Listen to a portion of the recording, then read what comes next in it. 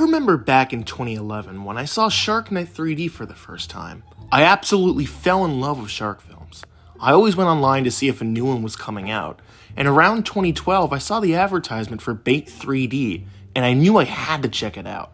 The only problem was, it was an Australian film, and I had no way of knowing when it would actually come out here in the United States. Thankfully only a year or two had passed, and I finally got around to checking it out on the Sci-Fi Channel. So what are my thoughts on Bait? Well, as far as mainstream shark films go, this is one of the best I've ever seen. One of the things I liked about this film is how real and natural everything feels. The film centers around a bunch of characters that get stuck in a convenience store during a freak tsunami, and eventually they find out that two great white sharks are stuck in there with them. So, they have to get out. So already the film feels natural as far as, the shark plot is concerned. Sure, it's a little ridiculous that two great white sharks just happen to get stuck in there with them, but hey, first, it's a movie, and it makes more sense than half of the sci-fi shark shit we've gotten before, where the shark just happened to be there. But for me, it all felt natural. Another thing that felt really natural were all the characters. They all work well off each other. It felt well-rounded. The actors really sell it, and two standouts especially being Ryan's character played by Alex Russell, and the character Doyle. He starts off as this guy robbing the store just trying to help his brother out, but eventually he comes to terms with his mistakes and he learns to help the ones around him, given the circumstances, of course. I can't stress enough how good everyone worked off each other, especially when a character actually does die.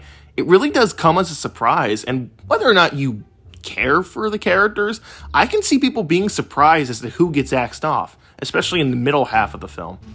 And of course, this is a shark film, so what's up with them? Oh, they're cool. One of the things I like about the film is how they use both practical effects and CGI, almost like Deep Blue Sea and how that film was accomplished. Obviously, some of the CGI at times could be hit or miss, like in the beginning where the shark jumps up and gets the person on the jet ski, where it's clearly noticeable it's CGI. But for most of the time, they looked really good. The set also looked really good. There were times where I actually felt like I was stuck in a convenience store with them, and considering you're in this convenience store the entire film, you really do get the sense of isolation, especially when we cut back to the parking garage section of the film, which had two of my favorite characters, that being the one I mentioned earlier, Ryan, and Heather. Heather is fucking hilarious. Give me your shoes. Excuse me? To break the windscreen. Are you crazy? These are $300 Gucci. Bazinga! I just really love how all the characters feel so natural and organic compared to the typical shark film most people are used to, where the characters will oftentimes act ditzy and stupid. Whereas this film, you have actual human beings being smart and planning a way of escape. And again, like I said, when a character does die, it really does catch you by surprise. This film has some of the best shark kills I've ever seen in a film, one of which I'm sure you've seen in the trailer.